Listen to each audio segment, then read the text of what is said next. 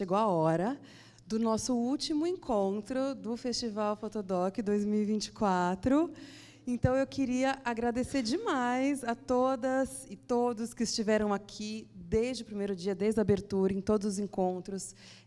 Foi um festival feito a poucas mãos, mas todo mundo foi além das suas funções, se dedicou pessoalmente, profissionalmente. Acho que o festival cresceu esse ano e, é claro, graças ao público, graças a vocês, graças aos artistas. Muito, muito obrigada. E esse encontro tem um gosto especial, porque é o último desse ano, e também porque é o primeiro que nós fazemos de maneira internacional. O Festival FotoDoc vira internacional esse ano, com a vinda de 2 artistas neerlandeses, especialmente para a edição de 2024. Como sempre, eu gostaria de fazer os meus agradecimentos. Em primeiro lugar, a Heineken, que foi fundamental para que nós pudéssemos trazer esses 2 artistas. Eu agradeço o Guilherme Bailão, diretor de Brand Experience e Patrocínios da Heineken Brasil, o Alain e a equipe.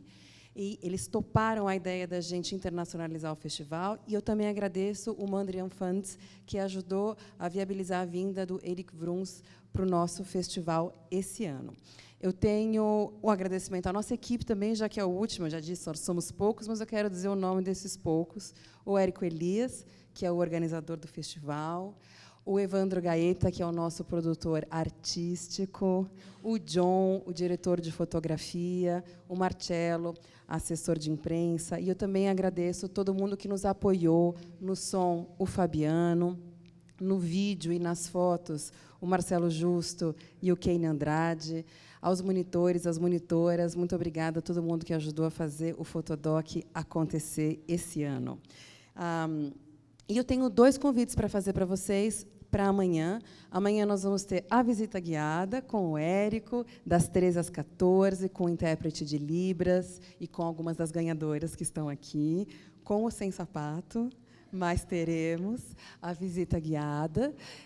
Nós também teremos o Artscambo, que é o que vai encerrar o festival, que é essa grande festa que nós fazemos, com uma troca cega de tiragens.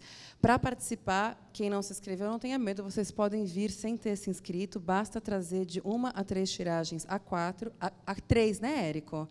Para amanhã no Artscambo, né? Em papel fine art. E é muito bacana porque é uma troca cega. Só depois que você vai descobrir quem é o artista que você escolheu e quem escolheu a sua foto. E muitos artistas que participaram do festival participam do Artscambo também. Então, é super bacana, revelador, surpreendente. E com muita Heineken rolando, né? Nada como ser patrocinado pelo maior produtor de cervejas do Brasil. E eu vou apresentar a noite de hoje. Eu vou deixar, na verdade, para a nossa apresentadora apresentar os nossos convidados. Nós estamos muitíssimo honrados de receber 2 pessoas muito doces, muito talentosas e muito generosas, que ficaram extremamente animadas com a possibilidade de vir para o Brasil e que vieram especialmente para participar do FotoDoc. A Elspeth Diederix e o Erik Vroons, que vão ser entrevistados pela Paula Cabral Tacca, que é artista visual, pesquisadora de fotografia contemporânea e que vai, acho que, apresentar muito melhor do que eu eles 2. Paula, você pode vir aqui comigo para apresentá-los? Eu queria começar agradecendo a equipe do festival, principalmente ao Érico, a Melina, pelo convite, por eu estar aqui hoje, que eu estou muito feliz. Eu não pude acompanhar os outros anos do festival porque eu estava fora, e estou muito, muito feliz por poder estar acompanhando esse festival praticamente inteiro. Então, agradeço muito. Obrigada, Melina. Obrigada, Érico. E a todo mundo que contribuiu e contribui para que esse festival aconteça. Vou apresentar os nossos convidados agora, falando um básico de cada um. Elspeth Diederix, fotógrafa, vive e trabalha em Amsterdã, na Holanda, mas nasceu no Quênia e cresceu na Colômbia. Tem essa experiência de mundo e segue viajando pelo mundo em busca da natureza. E eu coloquei aqui, da natureza e de naturezas desconhecidas, criando uma documentação paisagística própria, mas não só. Para além da paisagem natural e dos jardins, ela documenta ou realoca elementos e situações cotidianas, tornando-as novas construções, abrindo portas para mundos e realidades paralelas ao real. Já ganhou vários prêmios, como o importante prêmio do Roma Photography, e tem obras fazendo parte de importantes coleções, como é o caso do Banco La Salle, em Chicago, ou do Museu Stedelijk, em Utrecht, na Holanda. Utrecht. Atualmente participa da exposição da MEP, intitulada a MEP, a Casa da Fotografia, em Paris, a Casa da Fotografia Europeia, que fica em Paris. Ela participa de uma exposição chamada Uma Não História das Plantas, com parte de um trabalho que ela vai mostrar aqui para a gente. Erik Vroons é escritor, editor, curador, freelancer na área de fotografia. Profissionalmente, atuou como editor-chefe, editor-geral da revista Goop, por muitos anos, e também esteve envolvido com as plataformas de talentos associadas à Goop, a New Dutch e a Fresh Eyes. Esteve envolvido em atividades com várias organizações fotográficas internacionais, como Road Press Photo, Lens Culture e Canon, participando em processos de seleção e júri. Atualmente, atua principalmente em procedimentos editoriais e redação de ensaios, resenhas e bolsas. Ocasionalmente, contribui com revistas holandesas e internacionais como curador. E, em 2025, deve ser o curador convidado do Rotterdam Photo Festival. Apresentados os convidados, eu queria começar a mesa,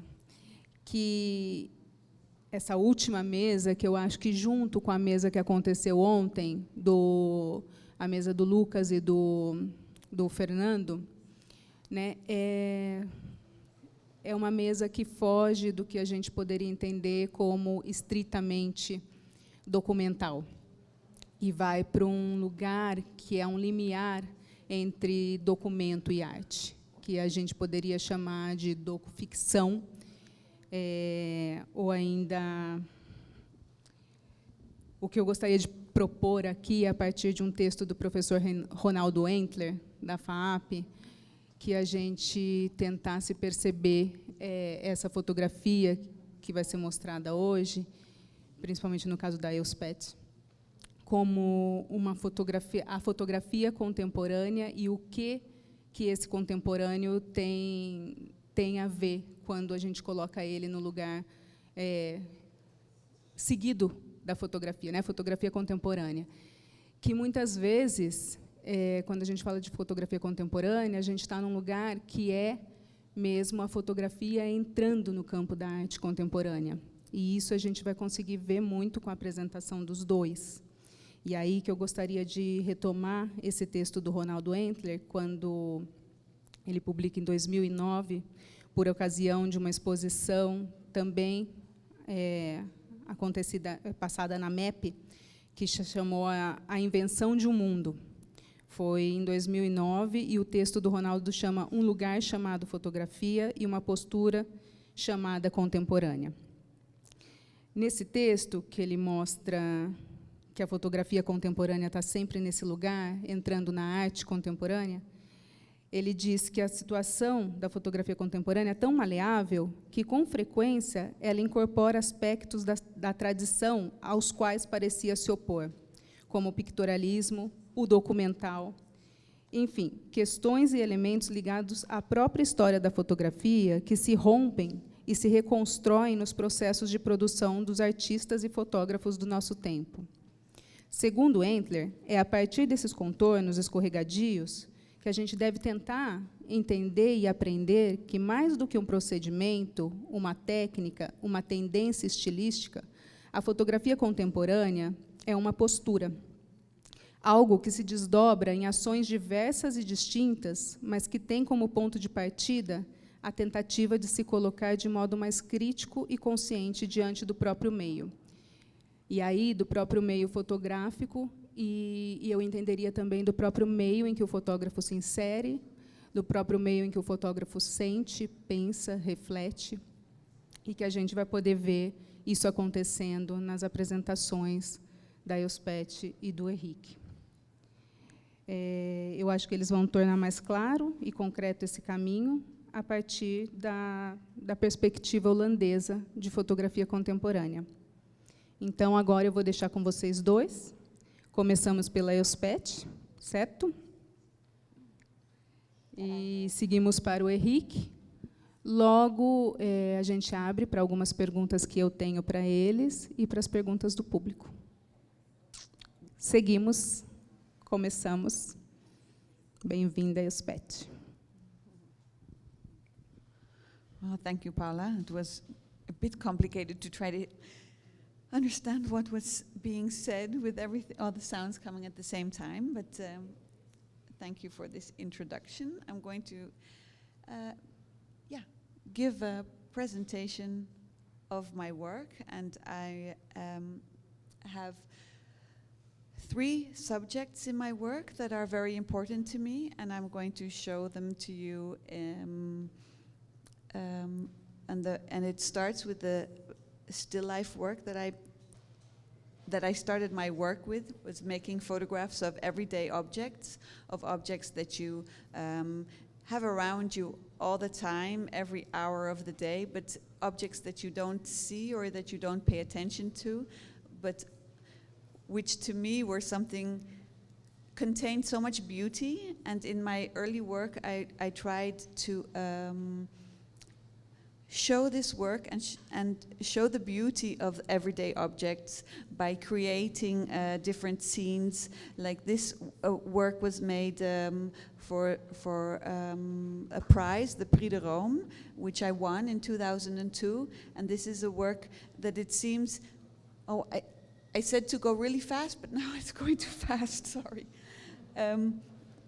That it seems as if it's made by accident, but all the works take quite a long time to assemble all the parts to make it into a work. So this is a work that I wanted to show the vastness of the amount of objects that we have that surround us, but it's very hard to do that just by taking a picture of all the things that are there, because you do not see the beauty of it. So it took a while to get everything in the right position, and by using the milk, I was able to bring together all the objects to make it into one, like a more powerful image.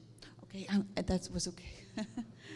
And this is a motorcycle that we traveled through India with my partner, and just the object of the motorcycle, which was a real sort of powerful object to have around you, I wanted to show this amazingness of this machine, and I do it by changing the color or by putting something in a different location to make you look at it for a second time. So this motorcycle I covered in a pink pigment, just to enhance the strangeness of such something like a motorcycle. And here I continue with my fascination for everyday objects, like the plastic bag, which you're surrounded by constantly, but which has such an incredible beauty, or a Coca-Cola bottle, which I painted black, and I played with the shadow and light to make you look at it for like a second time. And this is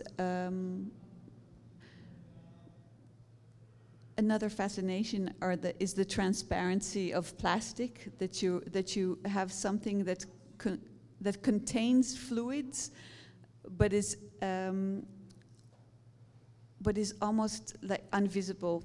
I have different works that I've played with this transparency of the plastic bottle, and this is one. It's called Vanishing Still Life, where the plastic and what is in it disappears.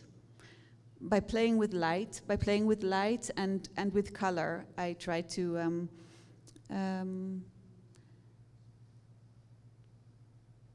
make you see things extra.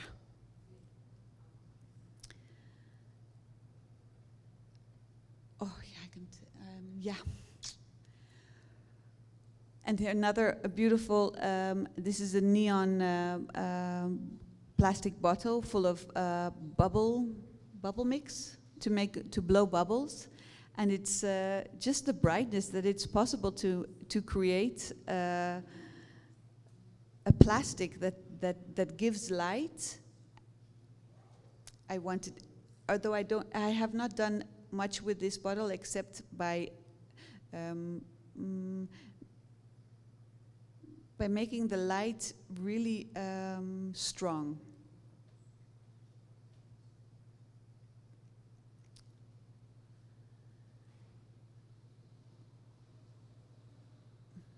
And this is another work that I made in Curacao. This left one is jello, which I think is such a strange material that we actually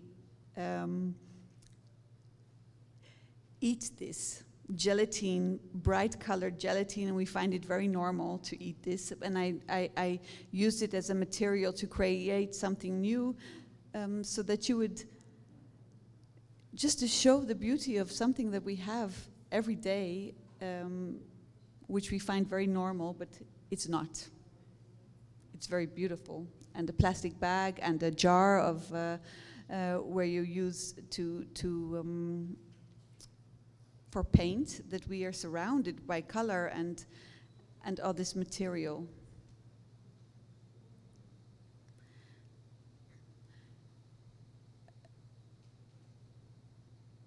Well, I'm continuing with this. These are recent still lives I've made. So the still lives that we saw in the beginning are from the start of my career, and I have been working in different areas with more natural, which I'll show you later, underwater and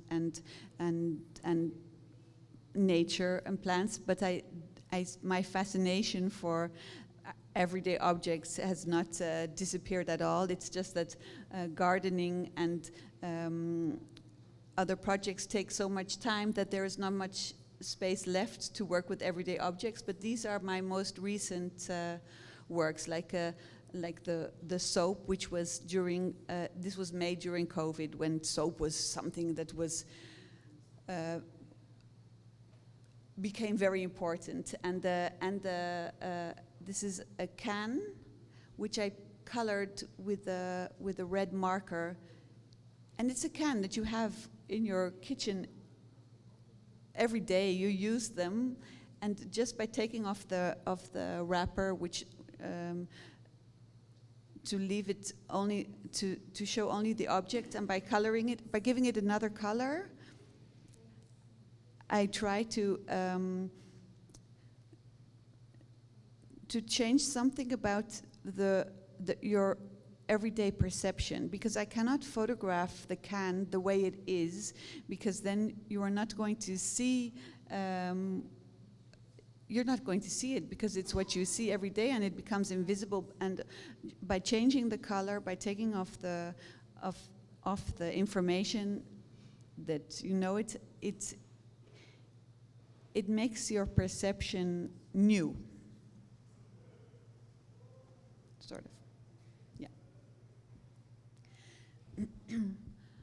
Okay, now I'm going to start with my my second fascination, which is the underwater world. And in the beginning, in 2000, this is one of the first works I made underwater, where I would use the color blue and the space of water as a background to show everyday objects. And by taking these everyday objects into a space where they don't really belong, I transform it to make it, I transform them so I can, in that way, show you the beauty of these normal objects. And water also, what I like about this work is that it becomes like a drawing, because the water changes something about the plastic, which makes it that you somehow you can only see the light bouncing off the edges of every object. So it becomes like it's a drawing of light. And put everything together by sewing it with nylon, all the underwater works are. It's a balance between gravity and things that need to float.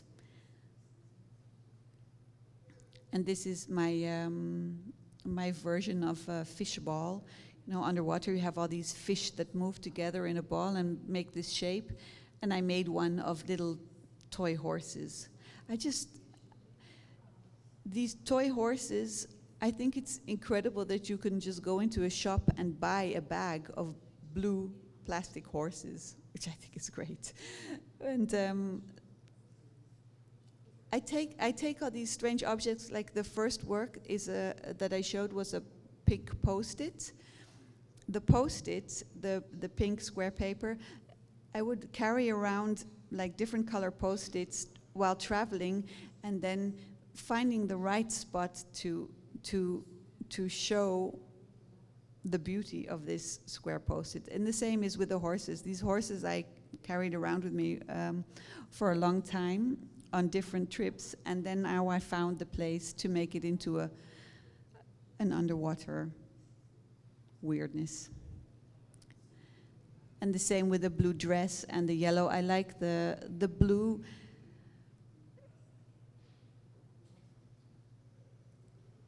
Yeah, the blue makes everything, all the colors that contrast with it, so much more powerful.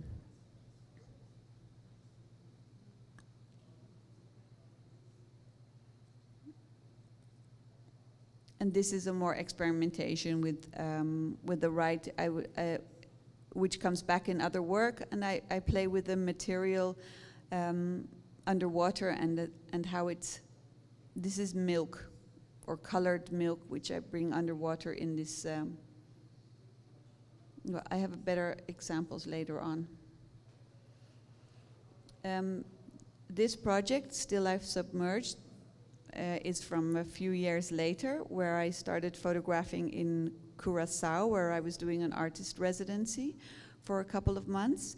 And here I have moved on from the deep blue towards a more playful and more colorful work, because I was using the background of the colorful corals and sponges and I don't know, all the things that are growing underwater in Curacao to make this work. So I have the blue cloud, which is,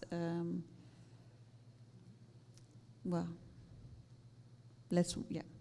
Here I'm playing also with it's sort of like as if you're continuing the drawing that is already there underwater. So with these underwater sort of sponges or corals, I would continue the drawing with straws and other colorful objects, which I would take with me underwater. Or I would make, little. So the left photograph is a sponge, and the blue object is a sponge which I made from clay and painted. So I would just take things, colorful things and objects into the water with me and make sort of real life collages underwater.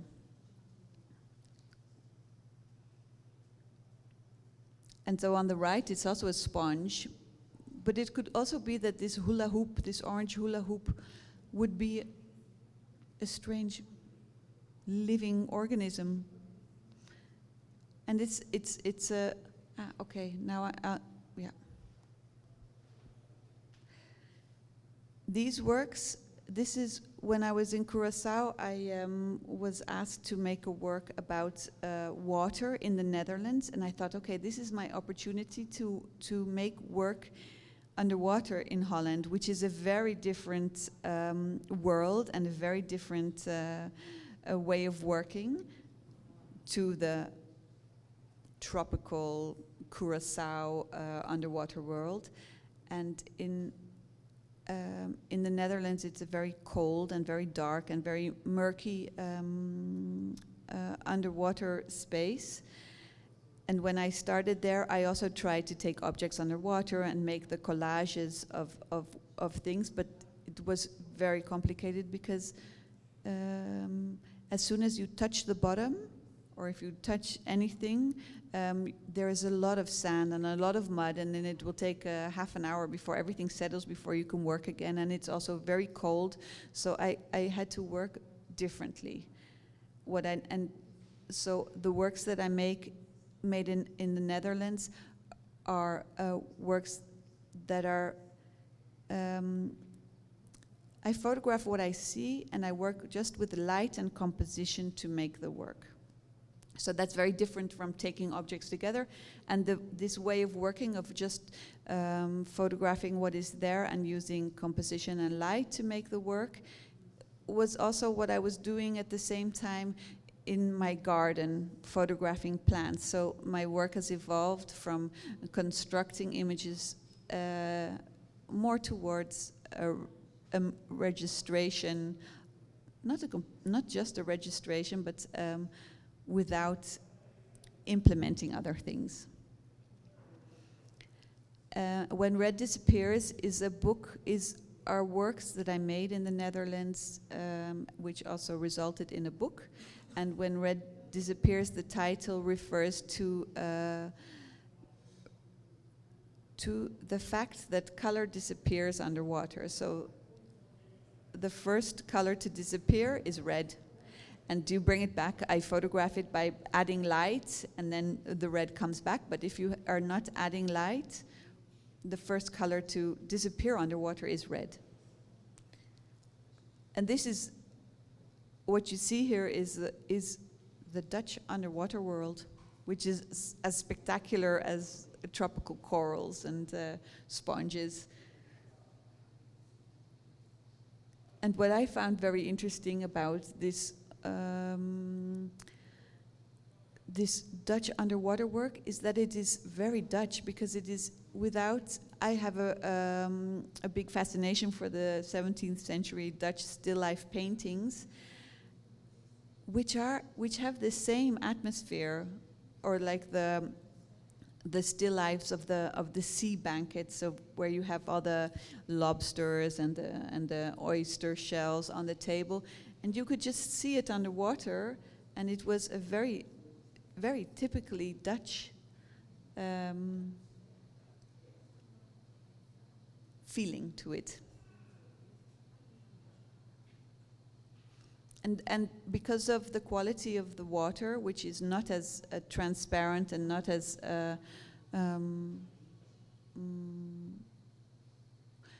well, the water in the Netherlands has so much more sand in it, and it's much more murky, which made the works very much like a painting, which really gave that sense of a Dutch still life painting.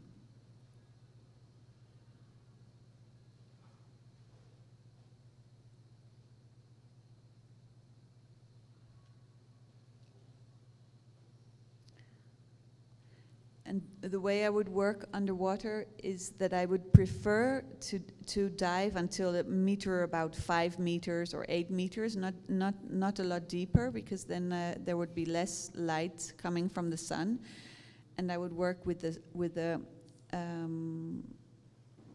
sunlight, and also a flashlight, which I would have in my hand, and the flashlight I could, because the underwater camera is quite a large thing, and you need both hands to hold the camera.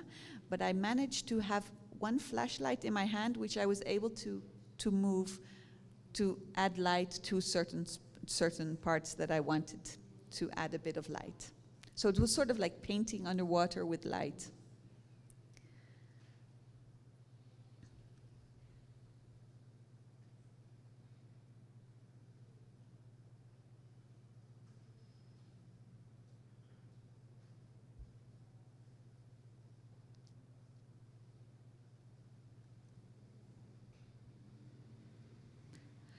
And then we come to the last subject, which is becoming a much bigger part of my work, and this is the garden. And it started with that I had a studio with a garden at a time in my life that I was not traveling so much. I had the garden, that because traveling is such a powerful way to look at things with a new vision, because you are seeing things for the first time and you are really looking. And the garden did the same thing for me because it was constantly changing. So the garden was sort of like a new space where you could really see, because things are changing because of the seasons, because of the different plants I was growing, because it's alive and it's a new place every day. And so the studio with the garden, I started a blog, the Studio Garden blogspot, and I saw it as my playground. I used the material from the garden as something to experiment with and to try out many different things. And in my workshop that I'm giving tomorrow to show, to talk more on the practice, my art practice, or how you create a work, the studio garden has been very important because it's a starting point for many, many different projects.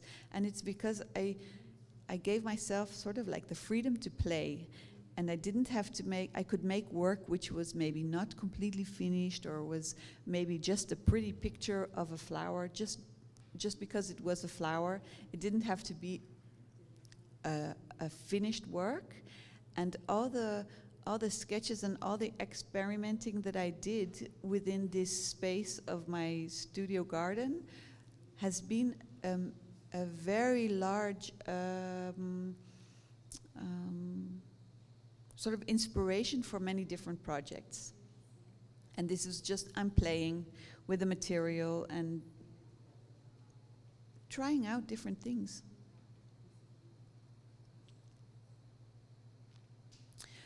And because of this garden, I became very interested in plants, and I found my new fascination, and I started doing a course in gardening, in learning how to design gardens, but also how to take care of gardens and become a gardener. And while I was playing with my with the material from the garden, I was also learning about gardening and designing, and I was asked to make a work for. It was sort of like a prize that they would ask an artist to create a work of art that would bring the plants and flowers closer to the people of Amsterdam. And so, because I was doing all this playful experimentation with the material in the garden, I had a new idea to make photographs of miracles surrounding a flower or a plant. And this idea resulted in the Miracle Garden, and the Miracle Garden is a garden. This left photograph is an aerial picture of the garden. It's around 800 square meters in the Erasmus Park in Amsterdam West. And it's a public garden, which I was given this space to make a garden, and I used the garden as my studio space and the place where I photograph miracles or other floral miracles. And the first 2 years of this garden, I would photograph some flowers, and they would be they would be made into a poster, and the posters would be spread out throughout Amsterdam. So here you see the poster in the city. So throughout the first 2 years, every few months there would be a new poster throughout the city, and it would have only the information, the Miracle Garden, and you could find the website. So there were people coming to the garden that would find the website and realize that these miracles were happening in the garden in Amsterdam West. And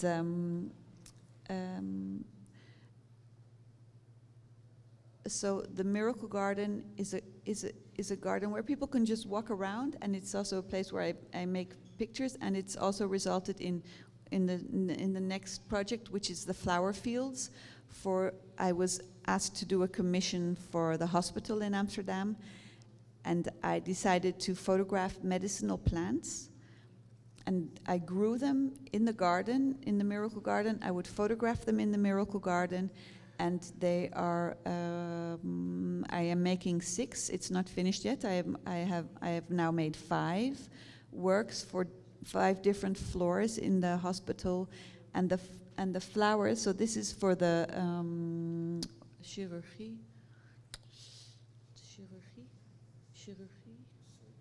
For the surgery department. No, that's not true. It's for the heart department. So I would grow flowers of which the substances of these flowers are still used in medicine for this certain floor. It's not really the natural substances anymore. It's a synthesized version of the natural substances. But I would work with the pharmacists of the hospital, and we decided which plants were still used in medicine, and I would grow those in the garden and photograph them there. And then the idea is that the beauty of those plants, which are also healing, that the beauty of those plants is also has a healing property.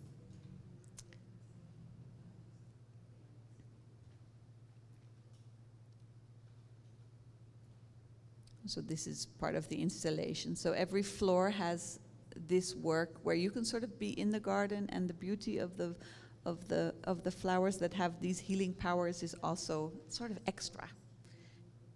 And then this is the last thing I'm showing. For a couple of years, for 2 years, I was asked to show a weekly. I had a column in the newspaper, in the Amsterdam newspaper. So every week I would have a photograph of one of the flowers that was growing in the garden, and I had like 100 words of text where I would write something about the flower.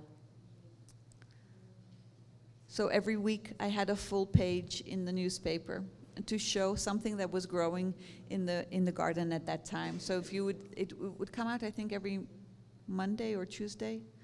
And then you could see it in the newspaper, and then if you could go to the garden, you could see it there.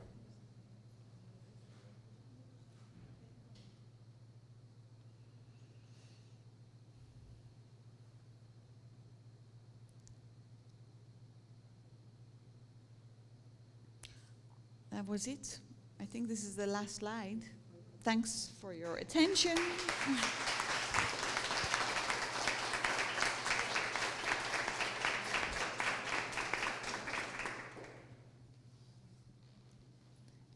Passamos para o Erik.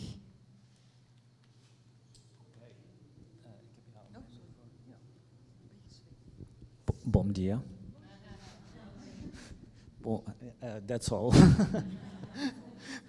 Thank you for staying up so late to be with us, all the way from the Netherlands. And I want to say tonight a few things about my work, which is that I worked for this photo magazine as an editor. That we make a catalog for talent, and that we have an open call, still open, I think, for the next edition. So anyone who wants to participate, you can go. Wait, too fast.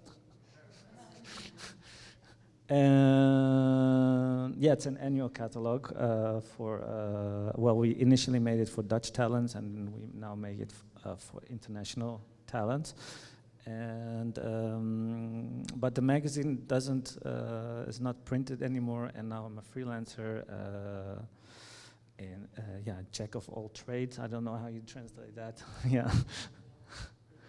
And I also live a part of my life in Warsaw, which is in Poland, and that gives me like a bit distant perspective on my country. And in context of the festival's theme, Artificial Paradise, I was thinking about like Dutchness, like what is actually typical Dutch that reflects in our photography. So this is what I hope to quickly show. And I have to give a disclaimer to all the artists that I'm actually presenting, because I'm not doing justice to anyone, because I just quickly go through them by just showing a single picture or just a few, which doesn't do justice to really the depth of their work. So it's just actually to just exemplify the typical themes that I see coming back in our photography, which is, yeah, maybe, and I'm trying to figure out if that is very Dutch or not, like if it is different from other countries and why that is. So let me start, first of all, by saying that in the Netherlands we do have an amazing amount of photography outlets and opportunities. We have 5 photo museums, we have a lot of galleries, we have, these are the museums, we have galleries, we have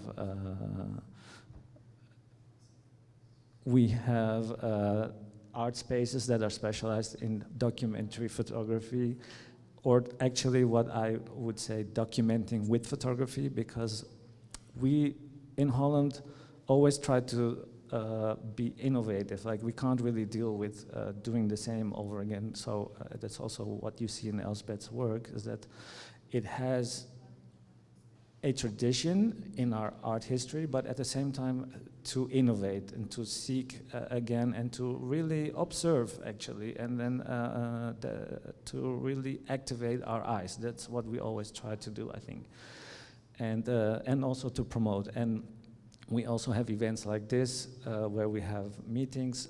We have a lot of foundations and agencies that are based in Holland. We have magazines.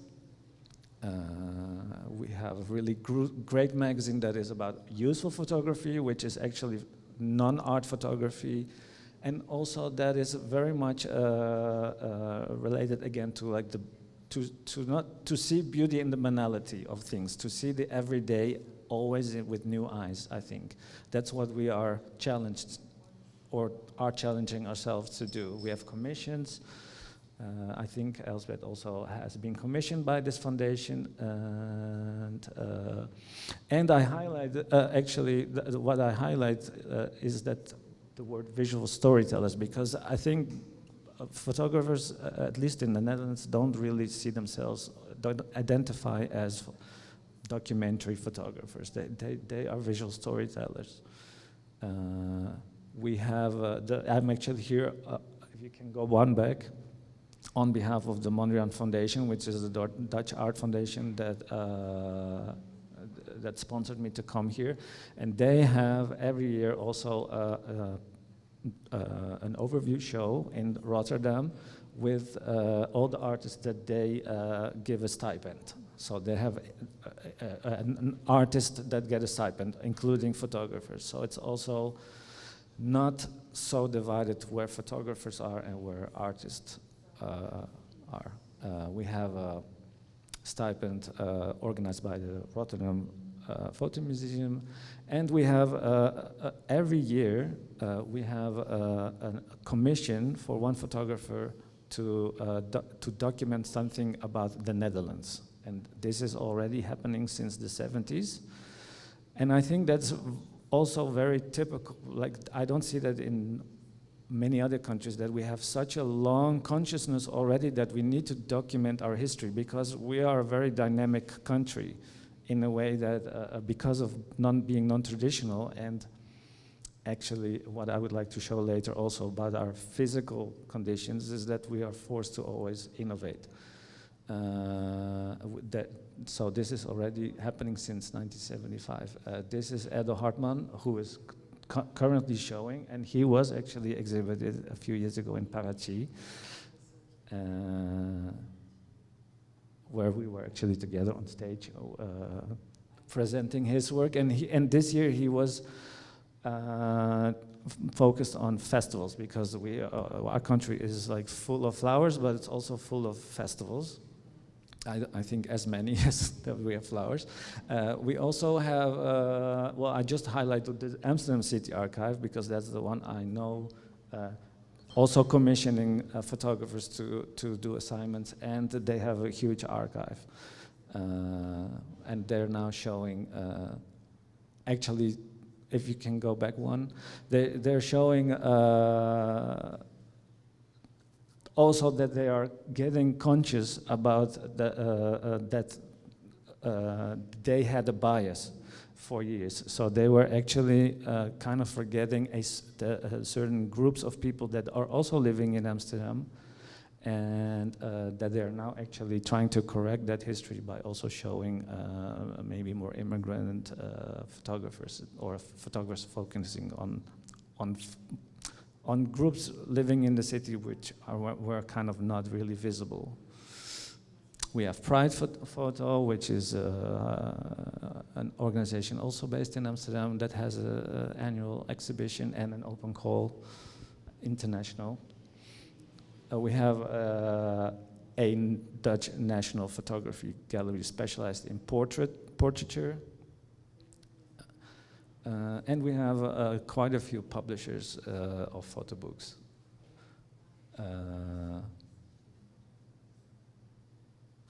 And this is just to just show that last November there was quite an amount of Dutch books that were actually nominated for the Paris Photo Aperture Awards. So the Dutch publisher also very, very high end, I think.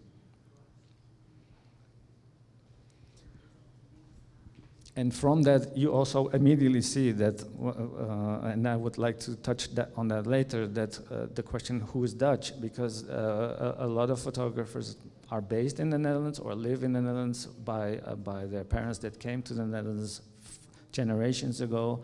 So it's also the question, what am I talking about when I say it's about Dutch photographers? Because they come from many places, and we have a history of migration since the 17th century. I also just highlight a few books that are actually related to long-term projects and also to the documentary commissions. And this actually, if you can stop it for a second, it is a pinnacle book that came already out in 2007 to give a critical history of photography in the Netherlands, which I think, and I hope actually will be updated soon with the next edition, because so many photography happened since that time. And the same, 2005, we already had a book that was talking critically about what is documentary photography. Can you go back? That was thinking about what is documentary photography? Is it a genre? Do we need to see it in the tradition, or can we also consider documentary when it's maybe not what we think it looks like? So Elspeth is documenting things in the world, but she does it creatively. Maybe you are not considering yourself documentary photography, but actually, when you photograph, you always document. So, so the boundaries need to be broken, and I think that the Dutch are very conditioned to always try to do that, to not repeat what already exists. And I'd like to bring that into context a bit. That in typical, there are certain post-war, so after 1945, elements in our culture and in our landscape that are pretty significant for how we define ourselves. And in the 60s. Amsterdam was pretty gritty, and this is what it doesn't look like anymore. And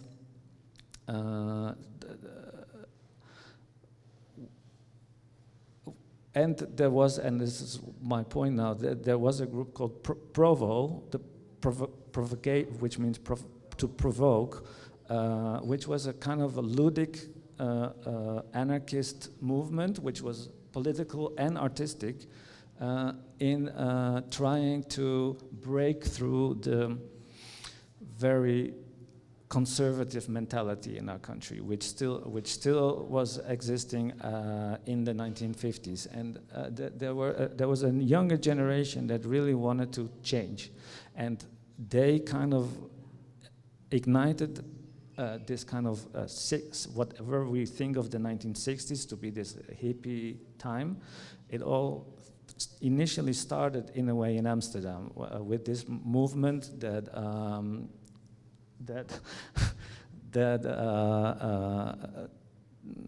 that tried to come up with the counterculture, and I think this kind of liberated the Dutch from their conservative ideas, which actually, unfortunately, are trying, like now we have a wave of conservatism again. But I think this movement was really making a path for artists, also for people who had who wanted to break through the social structures and to just see change. And this particular picture, I have a personal relation with, because the Argentinian artist Marcela Brodsky, who makes a whole project about 1968, asked me to give text to his pictures, which because he also found out that this Provo movement was actually the start of everything. That he asked me to give text to his pictures about this Netherlands. So liberty and happiness was actually, in a way, kind of the motto of that time, and the photographer that we think of first when we think of those times is Ed van der Elske, which is like the Dutch photographer that touches on many aspects of like personal photography, travel photography, commercial photography. Making the first photo book, which was a story. He really was a man that had no boundaries, also not in his social life. He really wanted to. Yeah, he was like a free artist. And what is, if you go to the next slide, what is very, everyone who comes to the Netherlands always ask, why do all the Dutch keep their curtains open? Like, why can't we just look through the windows? This is what you will see when you go to the Netherlands, and it's kind of that we have nothing to hide. In the time of when we still went to church, the minister could walk past the houses to see that you didn't do anything wrong. So this transparency element is very deep in our DNA, I think, and it kind of adds that we want to make things visible, which is of course great when you want to photograph. And there's no taboos. Can you go one back? You go a bit too fast. So even there's no taboos. Like we can show birth, we can show there was all kinds of nudity, kids. If you want to photograph your kids walking around naked, all that we just that was no limitation. Yeah, we actually commercialized this whole idea of the windows, and the act of viewing. So this is my conclusion. We like to observe. So this is the first very, very Dutch photographer, because I like to exclude the photographers who work abroad. I just want to focus on the photographers who work in the Netherlands. And this photographer is very much observing, and he found a very typical, I don't know if it's actually typical Dutch, but he found a typical element of, we saw before the picture of the red light district, which is in the heart of Amsterdam, where we have the strange habit of going around as tourists to watch prostitutes. But we also have this thing of sex farms in the provinces, which look like this, like very not very glamorous. So there's also this very not glamorous element of the Netherlands, this very banality. And if you can stop one, please. What he did, he went to photograph these sex farms, which you would not know what they are if you don't know what they are. They look very unglamorous. And can you stop, please? That there was a forum where the customers kind of give their review, the review of their experience, and that is also kind of a very typical dry way to be ludic, but also be kind of have this curiosity. Why do people want to give the review of their experience? And they are very serious about their reviews. So they went there, they had their experience, and then they go online, and then they say, yeah, it was a bit disappointing, or I had other expectations. And so that's just what fascinated the photographer. But so the point is that he does more than just photograph these places. He really tries to understand what's going on there, which you can't photograph. And then I thought, okay, there are basically, there are more themes that I could highlight, but I just want to say that we do have very much a tradition of portraiture, which is of course coming from our art history, which 17th century Rembrandt, who was commissioned to make portraits. So we do have a lot of portraits. Now you can go a bit faster. Yeah, so it arises from 17th century painter called art history.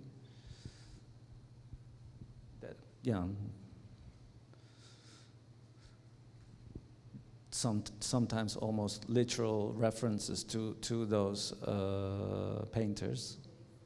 Like this really is a reappropriation of a familiar painting.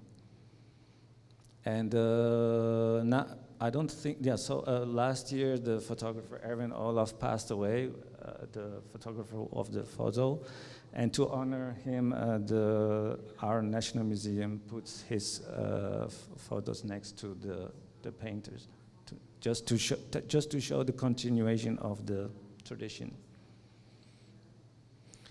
These are a few talents that actually they sell their work on a market that is organized by two photographers called Buy My Darlings. So there's also this entrepreneurship actually very much happening, that photographers are activating themselves to sell their works directly. We also have a museum for psychology, for the psyche.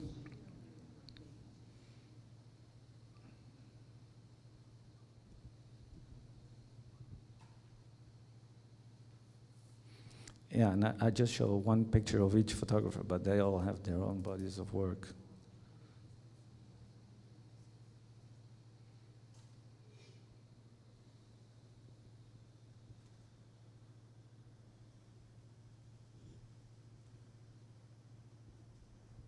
So the second genre or theme is the landscape, which I think is also like the landscape defines who we are and what we see, and artists are inspired by that. So I just show you Mondrian and the landscape, and to give context to all that. Especially the landscape, is that I want to show you how, actually I didn't do actually justice to, I think I still made it too big. Like Netherlands is actually smaller than, if I put Holland on your map, I don't think you really would see it. I think the Sao Paulo larger region is already 5 times bigger than our country. So I just want to say that we have so many photographers in such a small place, and we have just 18 million people, but we also have this very typical thing that we live below the sea level. At least, can you go back? The left where I made the arrow, like all the purple, is 10 meters under the sea, which for us is common, but actually it's kind of not normal. So how that we can actually live there is also that we had to be innovative, and yeah. And one other defining element besides this Provo social movement is that in '53 we had a big flooding, which made us really realize that we have to live with the water. So water is definitely also an element that keeps coming back in our photography, also in Elspeth. And this moment made our first photo book, which was called The Disaster. And as later research found out that a lot of photographers that became famous as documentary photographers, press photographers, actually went to this place to document this. So this is actually the first communal documentary project, which already happened in 1953. And has been reissued, so this whole history of that we just later found out that all these photographers were there has been researched, and this book has been reissued in 2018. And there were 600,000 copies of that book. If you now make a photo book when you have 500 copies, you already are happy, but 600,000. Yeah, so we are very much constructors and engineers, and we have to be innovative.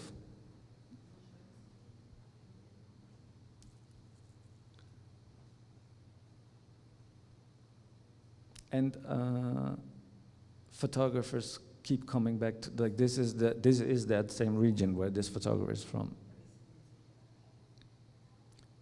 Just to give you a few landscapes.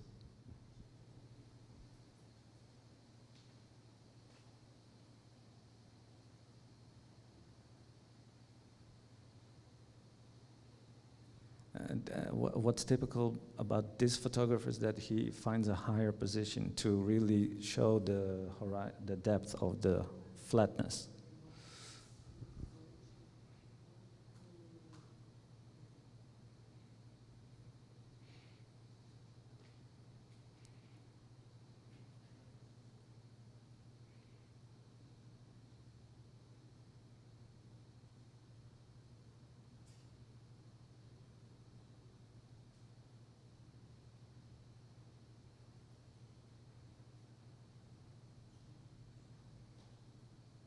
Yeah, and I want to show you that we also have new land in the center of the country. That's where I'm from, and so you had Brasilia, we have Almere. Which kind of had the same utopian idea of building a completely new place from taking land from the sea. So there was the sea, and we engineered it, and it became dry, and then we started to build a new city, very close to Amsterdam. Yeah, very close. And the people who came to live there also were from Amsterdam. So this is Amsterdam.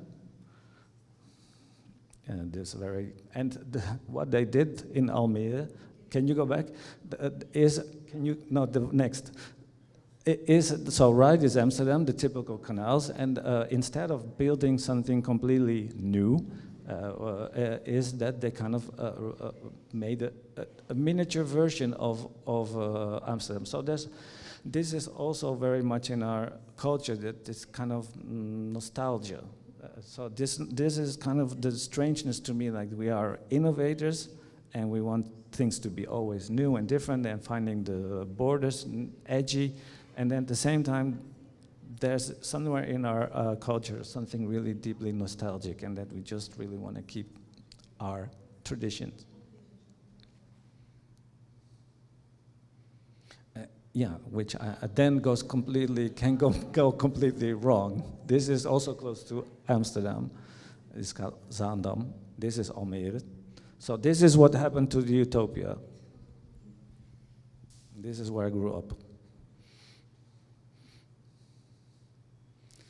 Yeah, and can you stop this one? Because this is also what you like. So we are from Holland, and I think if I didn't say where this is from, everyone who's Dutch would recognize this, even if you've never seen it. It's kind of this, like we like to also be, we are all gardeners, basically. We just organize our little space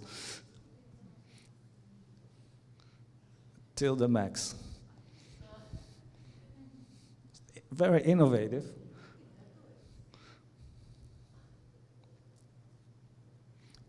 But we manage our space, but then we also kind of disobey the rules.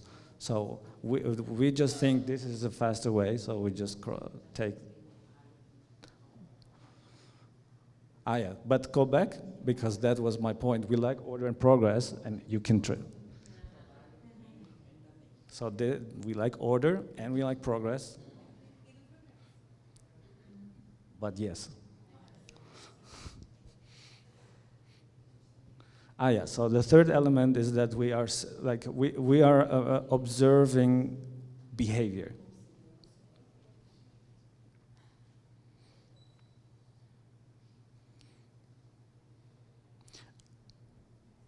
This is how we use we are very space conscious, and we also there are rules, but if they don't work, we just make the rules a bit better.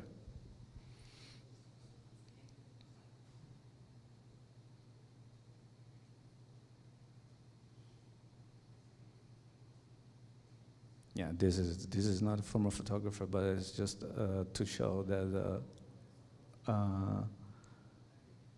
we are big people in a small country. So yeah, from the 90s on, quite early, there were photographers actually also commissioned to really document our space, and I think that's also very typical of our country, that we have an infrastructure for photography to visually document our country and how it's changing, so we can go back and see how very much it changed in a short period of time. And at the same time, how it stayed very traditional.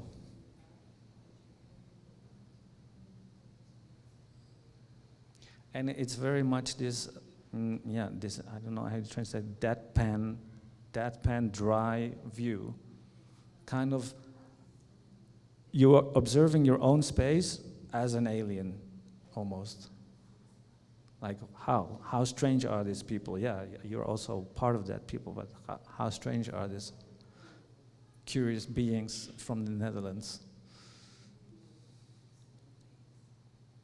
trying to survive with the water? This brings us our critical scope, and it's also what we trained in the art academies to kind of disobey whatever is already existing, and try to, so we have cows, but we also have very little space. How are we doing with our food management? How do we constantly are confronted with the smallness of our country, and that we are with too many people or with a lot of people, and we need to somehow maintain that as a garden, as an artificial paradise. And photographers are commissioned to document these things. So it's also very much invited to be critical.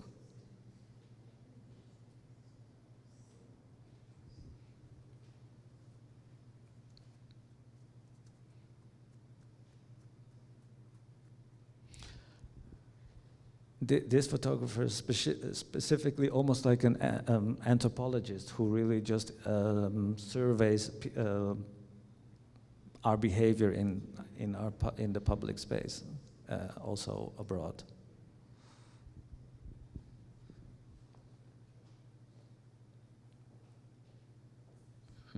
This photographer, we saw some work before, but he noticed how actually all our cities, all small towns look the same, became looking the same. And actually that is because there exists such a thing like a brochure, and like you don't have IKEA, but there's like, so you know IKEA, but there is actually this kind of IKEA for city planners, that you can order the benches or the street pavements or whatever, and the city councils do that, and this is what makes every town in Holland kind of look the same. Plus that we have capitalism, so there's all this same shops.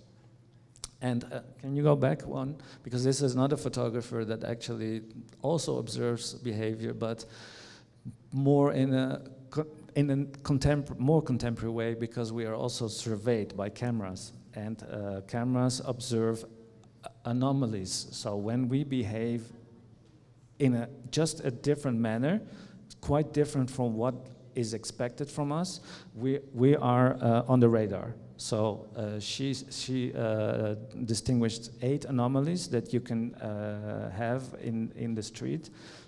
Like, for example, starting running from nowhere, or just do something which is considered strange, and then the camera is activated and starts to zoom in and to see what's happening. So, yeah, we are very much like also controlled, and this photographer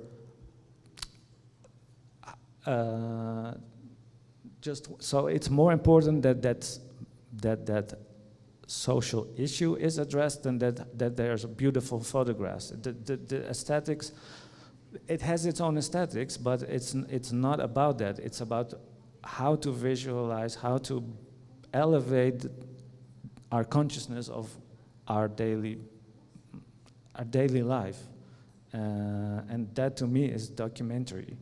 Although maybe it's staged, some elements are like whatever is considered traditionally like fly-on-the-wall photography maybe doesn't work, and then we try to find other methods to kind of address elements that are of social concern.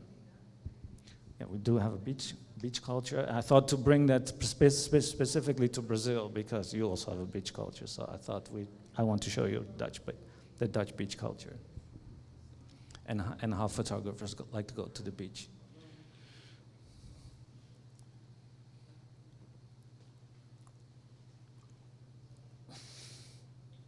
This was during COVID. Still, we like to go to the beach with a lot of people, because it doesn't apply to us. And this is also for me, a very Dutch photographer who's just like to show, okay, you can make beautiful pictures on the beach, but this also happens when you go to the beach. Like you have annoying kids, and there's actually a ship that blocks your view. So just be transparent. Let's show it all. Wait. I don't know if this is a typical Dutch thing, but and I only learned about this through this photographer. But apparently there are nudists that are standing in the dunes to really bronze the whole body. And if you can go to the next one, this project was called Stokstaartjes, which is in English meerkat, or in your language suricato, because this is how they stand there, like these animals. And yeah, to me also this is like very much like disobedient, like to the, like, I don't know if you can do this in many other countries to the police and not get arrested. Yeah, as I said, we're all gardeners, so flowers, of course, are also in our art history. So this is again Almere, where I'm from, this artificial paradise, and 2022 they made this. You have in your team, you know, in your team, yeah. So this is, but then with flowers. We also have, yeah, our first photographers were actually also interested in our in a botanical world. So these are very old. This is 2015 made, but their pictures were from the early 19th century. This is newer. Elspeth Diederix. Yeah, like as I said, I don't really do justice to all of them because they all have their own interest in the flowers. But I just wanted to show that flowers are definitely part of our photographic culture. Bakijn Baks also went to work with a gardener. This is about a national park in the Netherlands. But all in a very non-traditional manner of how you think it's photographed. So, who's Dutch? Because, yeah, we look like how you maybe expect Dutch people to look like, but we do have all kinds of cultures. Same in Brazil. So there's actually an English photographer who really was interested in the most traditional way of like what is expected of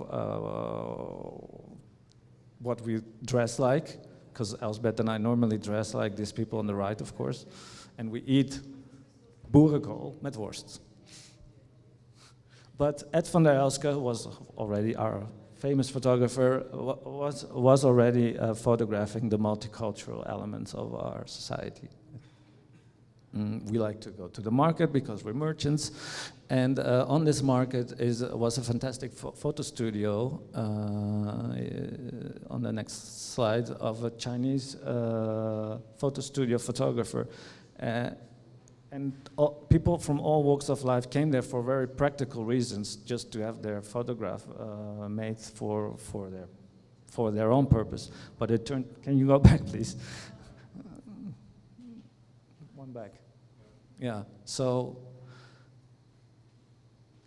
these are just useful photographs. They're not meant to be art, but they turned into eventually a publisher found these pictures or collected them and actually then started to publish it, and then it was exhibited in a museum. This is a photographer actually born in Switzerland who photographs from within mosques to show the landscape on the outside, to kind of make a statement that these are also Dutch landscapes of today. People who see our country from within their country. So to see our country through the eyes of Muslims. That these two things are together. We're also interested in new family relations, like can you go back, please? One? Yeah, that we have a new generation of photographers, maybe with immigrant background, that also address issues maybe that were ignored before. Like, for example, how the father was always out of the picture for a lot of people from other people from Curaçao or Suriname, and Marwan really want to say that how fathers are actually dealing with family life. We had also already in the 70s a female feminist photographer who really wanted to show at that time already that we have immigrants and people from Turkey and Morocco living in the Netherlands as guest workers, and also that to visualize that element, that they were not. Of course, everyone could see them in the street, but photographers also needed to document this part of our history.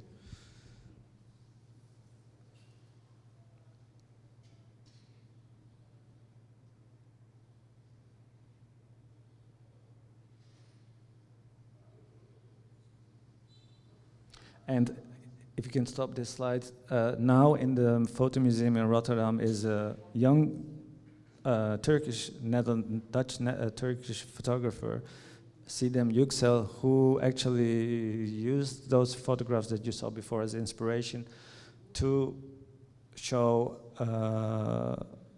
to give voice to these women, actually. There's photographers, younger photographers that have a background coming from the Caribbean and also want to express their Caribbeanness. They're very investigating on where their family is from. Maybe they were not born there, but their roots is from there, and they identify with those other places, and they try to give also to visualize that. But they also come from Dutch art academies, and so they are trained to also be innovative in their visual language.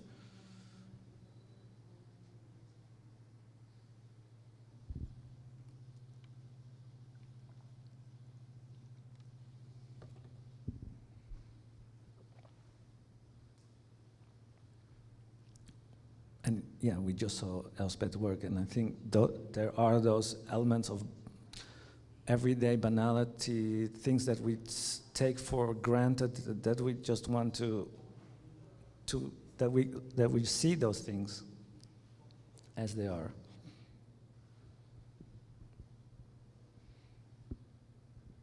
Michelle Picholam is from Suriname, and she wants to actually investigate the more mythical aspects of her culture, because they're not really in our Dutch everyday. We are too pragmatic.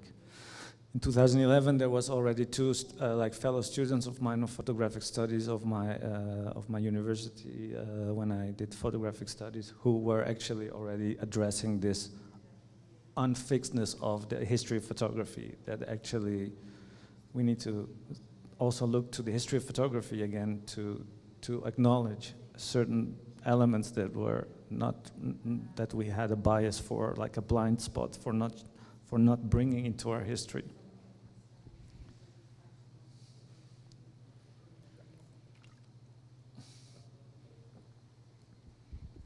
So to conclude, the questions of what is documentary and what is photography is constantly in the minds of the practitioners of photography in the Netherlands, and they seek the boundaries of the medium of photography and the boundaries of the genre or the concept of documentary, of documenting with photography. And at the same time, adding to our art history and to our traditions, to our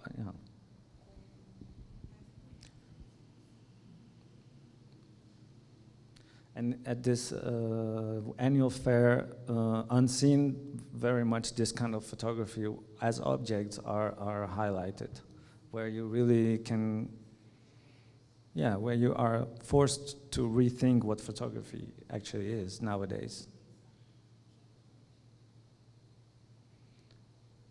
This young photographer actually takes the process of making his work into his work, that we actually also see how he makes his work, or how that he doesn't hide the process of making it, but actually brings the process of making to his end work.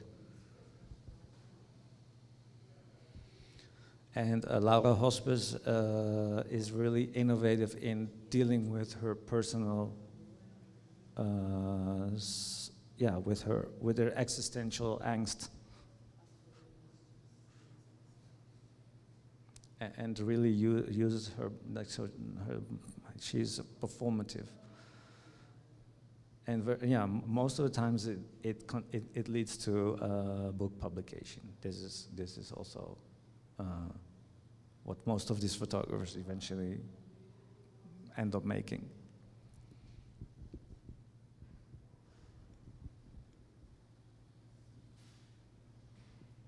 So, to conclude, we like to explore.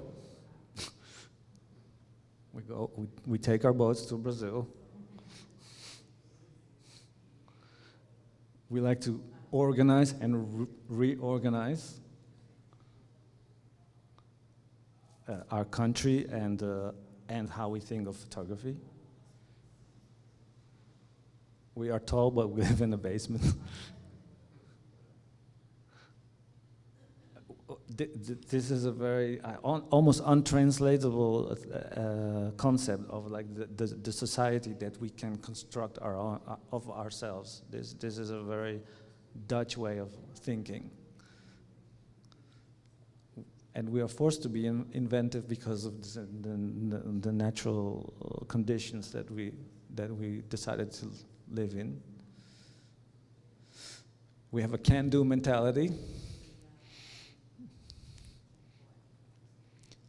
And we garden and we, at the same time, guard, protect, order and progresso.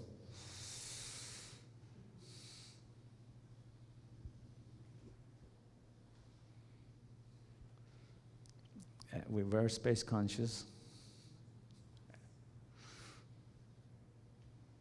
Merchants. So we have also a sales mentality, I think. This is actually, Elspeth was part of this group show. We are everywhere. Dutch are everywhere. We are here now. We still do that. Yeah, we have a great eye for design. Look how creative people.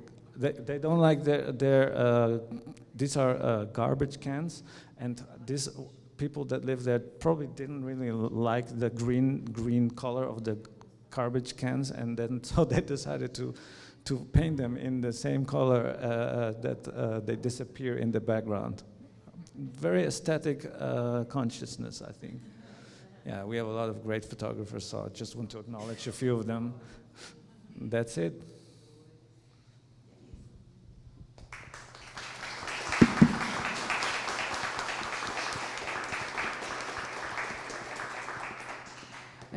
Obrigada aos dois. Vou começar pela Elspeth.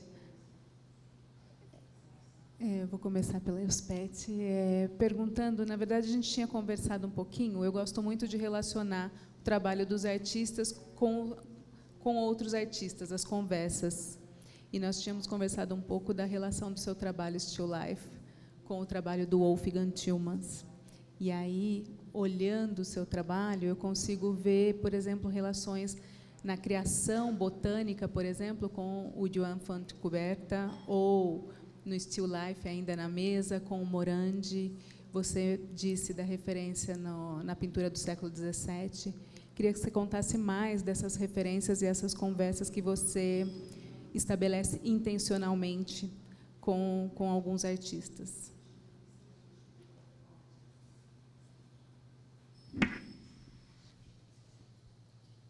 Yes, I can talk a bit about my inspiration. I like looking at art, especially I love painting, but my inspiration also comes just from what I see around me every day, and it is not a conscious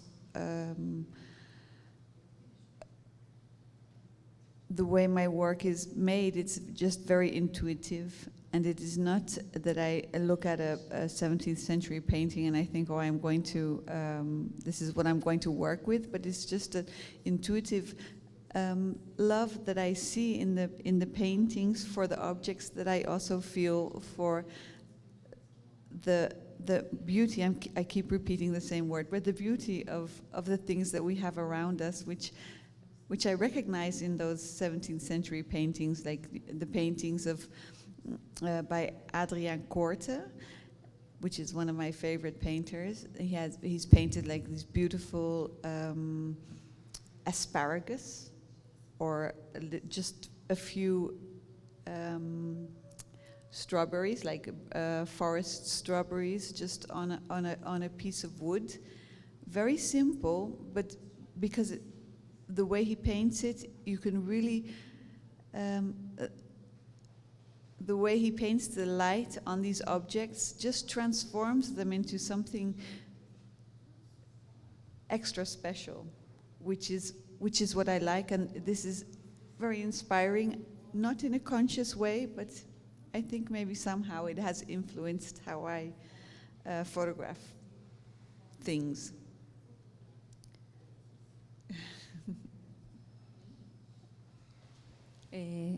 Erik, na fotografia em geral, na questão dos retratos, de mais a mais, os fotógrafos vêm desconstruindo o próprio conceito de retrato e criando um novo conceito, que eu entendo como antirretrato, que é justamente ocultar a identidade na foto, seja no autorretrato ou no retrato de alguém. Então, retrato feito de costas ou retrato com o rosto coberto, que, pelo motivo que for, no fotojornalismo, por exemplo, se refere bastante à questão do direito de imagem. Então, se usa algo para cobrir esse rosto, para preservar o direito de imagem. E, na questão mais artística, os artistas se desconstroem e se reconstroem, como, às vezes, no caso de alguns artistas brasileiros, por exemplo, dizem que se reconstroem enquanto escultura. Então, esse cobrir o corpo, cobrir o rosto e não ter uma identidade no retrato se remete a um outro conceito ou uma outra disciplina artística, a escultura ou qualquer outra coisa. Como você vê essa desconstrução do conceito de retrato na fotografia contemporânea holandesa? Yeah, I saw this trend in the last decade that not just Dutch photographers but photographers in the world try to overcome the repetition of the portrait, and then they kind of made the portrait disappear, or the person disappear, to just see it as an aesthetic, objectifying the portrait. But I see now in the Netherlands another trend that they actually are very focused on identity and of showing the person in the photograph. So identity is very much an issue today, I think. So this trend of anonymizing the portrait, I think in Holland is kind of, only there is one of the photographers that I showed does have a project on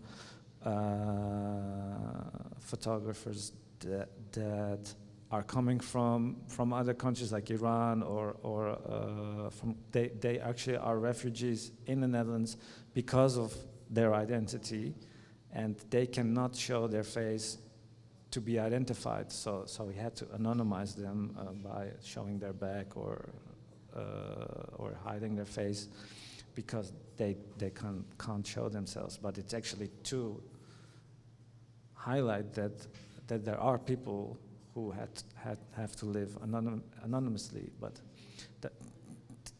the element of So I think that trend that I also saw like in last 10 years, I think is a bit over.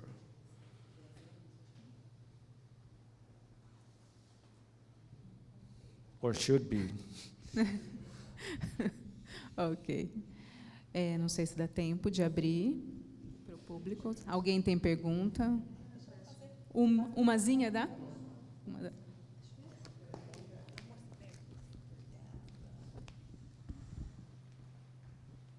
Hi, I have a question for you. Just a curiosity because, just a curiosity because when you showed like the Amsterdam and all the apartments, like they don't have curtains, so I can see how life's going on. So I have can I make a series about how people live and for just taking pictures inside the apartment? Is that allowed, or it's no, I cannot do that? Allowed by By the people. photographer, yeah. But I mean allowed Like by. a voyeur, yeah. I Yeah, go but to, who would not allow you to do that then? that's my question because I No, don't know. not the government, but Not maybe the government, people who live but there don't like Can you it. sue me? Can you sue me? Oh, I don't know. I don't know. Just a curiosity. I think you would have to ask permission. Yeah, I mean, Yeah. but not by law maybe, but more by moral, like just like yeah, people live there. Yeah. My girlfriend's Polish. First time she came to Holland, she really was looking through the window of the first floor, as if it was a shop or a gallery. And when I said, I didn't say much because it was not that weird. But when I said, yeah, you actually people are living here, like, or she just saw someone walking in and then realized that someone was walking, and she was so like ashamed that she was actually doing this act of looking, but yeah. But there's no like state law that would say I'm calling the police because you're looking through my window. Okay. Thank you.